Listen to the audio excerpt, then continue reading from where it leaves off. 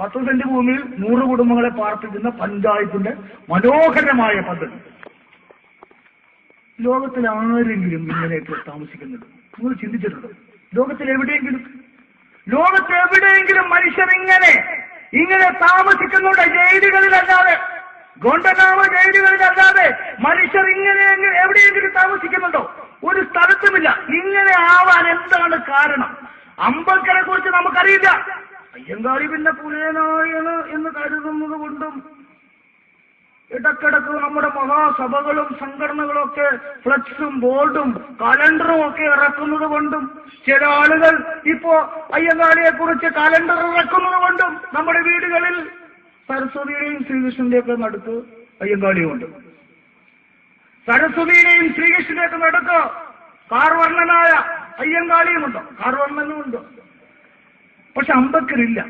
അംബേദ്കർ പറയണമായിരുന്നു എന്നാണ് നമ്മുടെ പല ആളുകളുടെ ധാരണ. എന്ന് വെച്ചാൽ തുകൽ പണിക്കാരായ മഹർജാതിയിൽപ്പെട്ടവരുണ്ട്, നമ്മുടെ ജാതിക്കാരനല്ലാത്തത് കൊണ്ട് നമുക്ക് അംബേദ്കറെ വേണ്ട എന്നാണ് 80കളിൽ നമ്മുടെ പട്ടികവർഗ സംവരണ ഗുണഭോക്താക്കളായ ഉദ്യോഗസ്ഥന്മാരുടെ സംഘടനാ നേതൃത്വത്തിലുള്ള സംഘടനയാണ് ഈ പട്ടികവർഗ സംഘടനകൾ.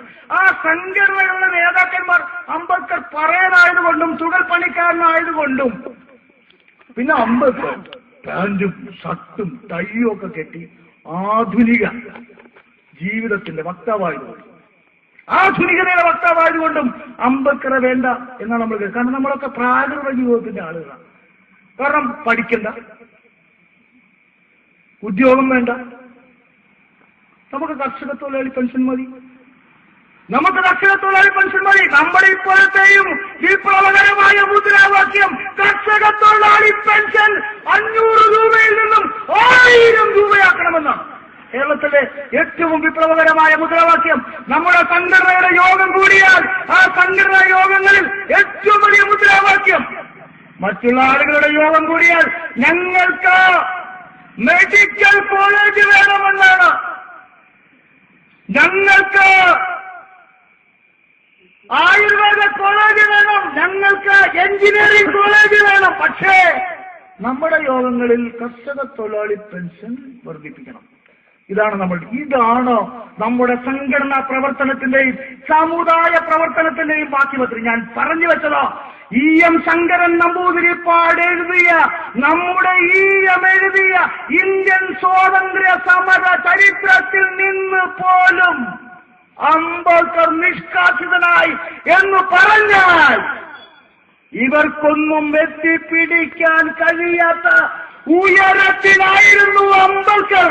ഇവരുടെ തത്വശാസ്ത്രം കൊണ്ട്, പ്രത്യയശാസ്ത്രത്തിന്റെ മുഴക്കോല് കൊണ്ട് അളക്കാൻ കഴിയുന്നതിനപ്പുറത്ത് കാറൽ മാർക്സ് ബ്രിട്ടീഷ് ലൈബ്രറിയിൽ ഇരുന്ന് മൂലധനത്തിന് റഫറൻസ് ഗ്രന്ഥങ്ങൾ പരിശോധിച്ച അതേ മുറിയിലിരുന്ന് മാർക്സിസം പഠിച്ചവനാണ് ഞാൻ എന്ന് 1930കളിൽ അന്നത്തെ അഖിലേന്ത്യാ സെക്രട്ടറി PC ജോഷിയോട് തർക്കിച്ച ആളാണ് ഡോക്ടർ ബാബാ സാഹബ് BR അംബേദ്കർ. ജോഷിയോട് പറഞ്ഞു, ഇന്ത്യയിലെ സോഷ്യലിസ്റ്റുകളോട് പറഞ്ഞു, നിങ്ങൾ രാഷ്ട്രീയ പരിഷ്കരണമാണ് ലക്ഷ്യമാക്കുന്നതെങ്കിൽ എന്റെ ജനതയുടെ സാമൂഹ്യ പ്രശ്നം നിങ്ങൾ ഉന്നയിക്കുന്നില്ലെങ്കിൽ ഇന്ത്യയിൽ നിങ്ങൾക്ക് വിപ്ലവം നടത്താൻ കഴിയില്ല. നടന്നു? ഇല്ല. ഇപ്പോ ഒരു അഖിലേന്ത്യാ സെക്രട്ടറി PC ജോഷിയല്ല, ഇപ്പോഴത്തെ അഖിലേന്ത്യാ സെക്രട്ടറി തമിഴ്നാട്ടിലെ ഒരു മതില് പൊളിക്കാൻ പായുന്നു. അദ്ദേഹത്തിന്റെ പ്രിയ പത്നിയെ പോളിറ്റ് ബ്യൂറോയിലുള്ള ജനാധിപത്യ മഹിളാ അസോസിയേഷൻ അഖിലേന്ത്യാ സെക്രട്ടറി വൃന്ദ കാരറ്റടക്കമുള്ള ആളുകൾ തമിഴ്നാട്ടിലെ ദലിതർ നേരിടുന്ന ജാതീയമായ അടിച്ചമർത്തലിനെതിരെ, അസമ്മത്തങ്ങൾക്കെതിരെ പടനയിക്കുന്നു. ദേശാഭിമാനിയിൽ കവർ സ്റ്റോറി നമ്മൾ പിന്തുണക്കുന്നു. തർക്കമില്ല. നല്ലത്. ഞാൻ പറഞ്ഞു വന്നതോ, അംബേദ്കർ പറഞ്ഞത് ഇന്ത്യയിലെ സോഷ്യലിസ്റ്റുകൾ കേട്ടിരുന്നുവെങ്കിൽ, ഇന്ത്യയിലെ ദേശീയ പ്രസ്ഥാനത്തിന്റെ നായകർ കേട്ടിരുന്നുവെങ്കിൽ, ഒരു പക്ഷേ നമ്മൾ ഒരു പറ്റമായി ഇങ്ങനെ കഴിഞ്ഞുകൂടുമായിരുന്നില്ല. നമ്മളിങ്ങനെ കഴിഞ്ഞുകൂടുമായിരുന്നില്ല. ഇപ്പോഴും ദയാദാക്ഷിണ്യങ്ങൾക്ക് വേണ്ടി അന്ന് ബ്രിട്ടീഷുകാരോടാണ് നമ്മൾ ഇരുന്നതെങ്കിൽ ബ്രിട്ടീഷ് അധിനിവേശത്തിന് ബ്രിട്ടീഷ് സാമ്രാജ്യത്തിന് ശേഷം പിന്നീട് എന്താണ് 1ഉം 2ഉം ലോകയുദ്ധങ്ങൾക്ക് ശേഷം ആഗോളവൽക്കരണം ഒക്കെ ഇപ്പൊ പറയുന്ന സംഭവമൊക്കെ ഉണ്ടാകുന്നതിന് മുമ്പ് അമേരിക്ക ഒരു വൻശക്തിയായി വന്നതിന് ശേഷം അപ്പോ സോവിയറ്റ് യൂണിയൻ ഉണ്ടായിരുന്നു. സോവിയറ്റ് യൂണിയനോട് നമ്മൾ വിലപേശി, അമേരിക്കയോടും വിലപേശി. ഇപ്പൊ അമേരിക്ക പറയുന്നതിനനുസരിച്ചാണ് ഇവിടെ കാര്യങ്ങൾ തീരുമാനിക്കുന്നത്. അമേരിക്കയാണ് ഈ ഇന്ത്യൻ പ്രധാനമന്ത്രി ആരാവണമെന്ന് തീരുമാനിക്കുന്നത്. ലോകബാങ്കിലെ ഉദ്യോഗസ്ഥന്മാരായിരിക്കണം എന്ന കാര്യത്തിൽ അമേരിക്കക്ക് തർക്കമില്ല. അല്ലെങ്കിൽ ലോകബാങ്കിന് വേണ്ടി കോടതിയിൽ കേസിന് പോയിട്ടുള്ള ചിദംബരമായിരിക്കണം എന്ന കാര്യത്തിൽ അമേരിക്കക്ക് തർക്കമില്ല. അത് മൻമോഹൻ സിംഗ് ആണെങ്കിലും ചിദംബരമാണെങ്കിലും അമേരിക്കക്ക് തർക്കമില്ല, ആർക്കും തർക്കമില്ല. എന്ന് പറഞ്ഞാൽ അന്നും ഇന്നും ഈ ആളുകൾ കൊളോണിയലിസ്റ്റുകളോട് സന്ധി ചെയ്യുകയാണ്. കാരണം എന്താണ്? ആഭ്യന്തര കൊളോണിയലിസമാണ്. ഒരു ജനതയായി നമുക്ക് എന്ന് പറഞ്ഞാൽ ഇന്ത്യക്കാർക്ക്, കേരളീയർക്ക് പരിവർത്തനപ്പെടാൻ കഴിഞ്ഞിട്ടില്ല. കാരണം എന്താണ്? നമ്മളെ ഒരു ജനതയാക്കി തീർക്കുന്നതിന് മലയാളികൾ എന്ന നിലയിൽ അല്ലെങ്കിൽ ഇന്ത്യക്കാർ എന്ന നിലയിലാണോ? ഓഗസ്റ്റ് 15 നമ്മൾ ഇന്ത്യക്കാരാവുന്നത്, അല്ലേ? ജനുവരി 26, ഓഗസ്റ്റ് 15 നമ്മൾ ഇന്ത്യക്കാർ. അല്ലെങ്കിൽ നമ്മൾ നായരായിരിക്കും. ഈഴവൻ, ക്രിസ്ത്യാനി, മുസ്ലിം, ലാറ്റിൻ, സിറിയൻ, ക്രിസ്ത്യൻ, മെത്രാൻ കക്ഷി, ബാവാ കക്ഷി, അങ്ങനെ പല കക്ഷികളിലാണ് നമ്മൾ. തർക്കം, റോഡിൽ സമരം നമ്മളത് നടത്തിയാൽ അകത്ത്, മെത്രാൻ കക്ഷിയും ബാവാ കക്ഷിയും നടത്തിയാൽ മന്ത്രിമാർ അങ്ങോട്ട് ചെല്ലും, ചർച്ച ചെയ്യും. നമ്മൾ നടത്തിയാൽ സിറ്റി പോലീസ് കമ്മീഷൻ രംഗത്ത് വരുന്നു, അറസ്റ്റ് ചെയ്യുന്നു. മെത്രാൻ കക്ഷി ബാവാ കക്ഷി നടത്തിയാൽ ഒരു പ്രശ്നവുമില്ല. ഇതാണ് ജനാധിപത്യം. ഈ ജനാധിപത്യം ഇങ്ങനെ നിലനിൽക്കുന്നതിന് കാരണം ഇത് ജനാധിപത്യമല്ല പ്രിയമുള്ളവരെ, ഇത്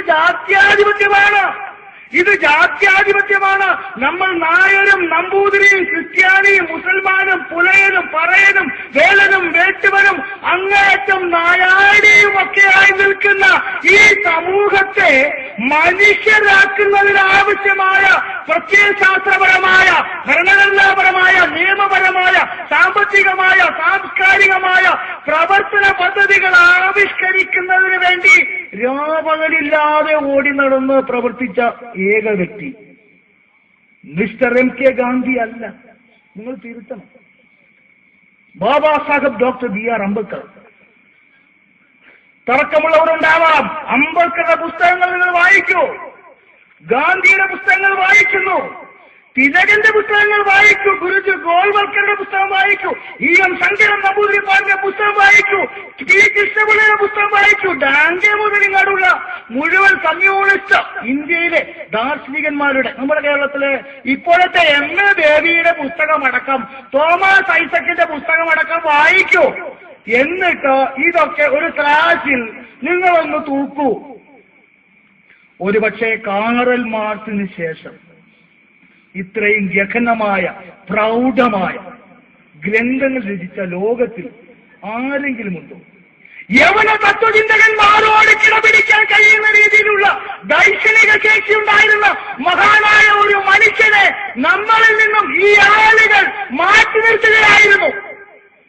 അത് എന്തുകൊണ്ടാണ് എന്ന് ഈ രാത്രിയിലെങ്കിലും നിങ്ങൾ ചിന്തിക്കണം. എന്തുകൊണ്ടാണ്?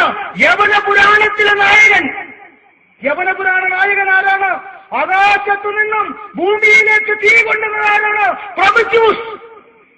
നമ്മുടെ സമുദായത്തിലെ പ്രൊമറ്റ്യൂസിന്റെ ചരിത്രം നമുക്കറിയാൻ കഴിയാതെ പോയത് എന്തുകൊണ്ടാണ്?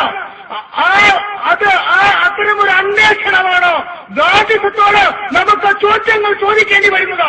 ഗാന്ധിസത്തെ ചരിത്രത്തിന്റെ കോടതിയിൽ നമുക്ക് നിർണയം വിചാരണ ചെയ്യേണ്ടി വരും. സ്വാഭാവികമായും മാർക്സിസത്തെയും നമ്മൾ നിർദ്ദയം വിചാരണ ചെയ്യും, ഒരു സംശയവുമില്ല.